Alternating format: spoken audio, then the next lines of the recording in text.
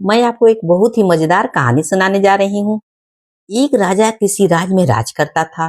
वो अपनी पत्नी से बहुत प्रेम करता था। एक दिन उसकी पत्नी अचानक बीमार हो गई और उसकी मृत्यु हो गई। राजा अपनी पत्नी की मृत्यु से बहुत दुखी हो गया था।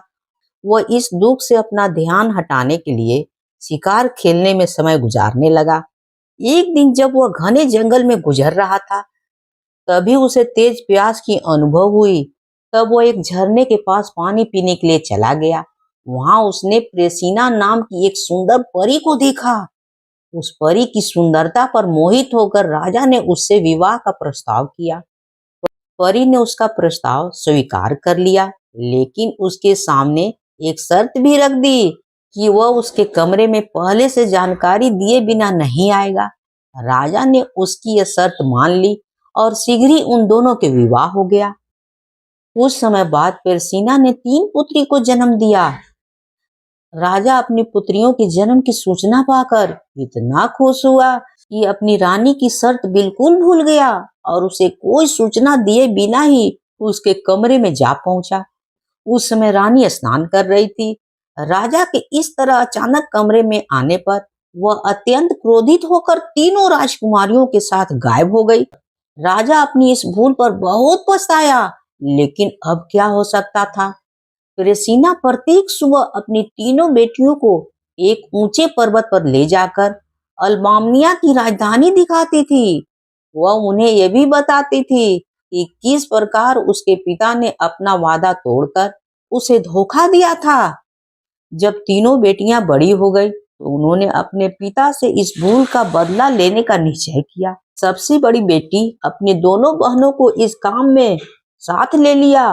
उन्होंने राजा को ऊंचे पर्वत पर कैद करने की योजना बना ली, लेकिन इसके पहले ही वे तीनों राजा के विरुद्ध कुछ कर पाती, उसे उसकी योजना के विषय में पता चल गया। जब उसे यह ज्ञात हुआ कि उसकी बेटियां ही उसे कैद करने की योजना बना रही थी, तो उसके क्रोध का ठिकाना नहीं रहा। उसने अपनी बड़ी बेटी को श्राप दे दिया कि वह प्रत्येक शनिवार को नागिन बन जाया करेगी, लेकिन उसकी दोनों बहनों को उसने केवल चेतावनी देकर छोड़ दिया। जब उसकी बेटी अपने पिता से दया की भीख मांगने लगी, तो उसने कहा, तुम्हें ऐसे नौजवान से विवाह करना होगा जो यह वादा करे कि वह तुम्हें शनिवार को नहीं दिखेगा। जब तुम्हारा बेटा होगा तो तुम इस श्राप से मुक्त हो जाओगी। फिर बड़ी बेटी उस नौजवान की तलाश में जंगल में भटकने लगी। कुछ समय बाद रेमंड नाम का एक नौजवान अपने मित्र के साथ उसी जंगल में आया। जंगल में घूमते घूमते उसे प्यास लगाई। वह पानी पीने के लिए एक झरने पर आया। उसकी दृष्टि राजा की बेटी पर पड़ी। उसकी सुंदरता से अत्यंत प्रभावित होकर उसने उससे विवाह करने का प्रस्ताव रखा, लेकिन राजा की बेटी ने उसके सामने एक शर्त रख दी। उसने कहा कि वह उससे तभी विवाह कर सकती है जब वह उसे शनिवार को न देखने का आश्वासन दे। रेमंड को उसकी शर्त कुछ अजीब सी लगी, लेकिन उसने उसकी शर्त मान ली। फिर वे दोनों विवाह करके एक गुफा में रहने लगे। शर्त के अनुसार शनिवार को रेमंड गुफा से बाहर चला जाता था। एक दिन रेमंड के एक मित्र ने उसे शनिवार को अपनी पत्नी को छिपकर देखने का उस्काया। रेमंड उसकी बात मान ली।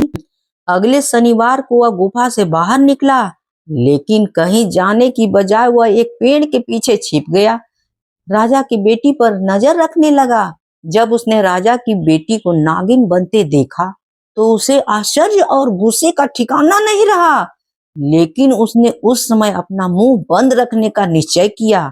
एक दिन रेमंड को अपने छोटे भाई के जंगली सुअर से लड़ते हुए मारे जाने का समाचार मिला।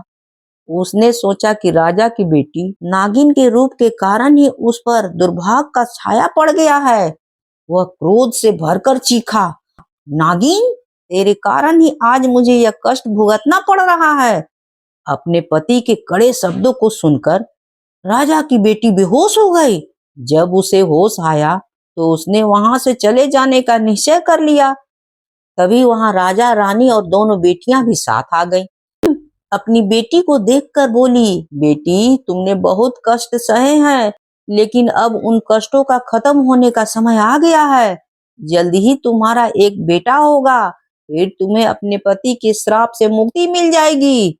फिर राजा ने रेमंड से कहा, मेरी बेटी मेरे श्राप के कारण ही हर शनिवार को नागिन बन जाया करती है। वह तुमसे बहुत प्रेम करती है, उसके प्रेम को समझने की कोशिश करो। रेमंड को अपनी गलती समझ में आ गई। राजा की बेटी ने रेमंड को क्षमा कर दिया। राजा ने रेमंड को अपना दामाद बनाकर उसे उत्तराधिकारी घोषित कर दिया और उसे अपने साथ अपनी राजधानी ले गया।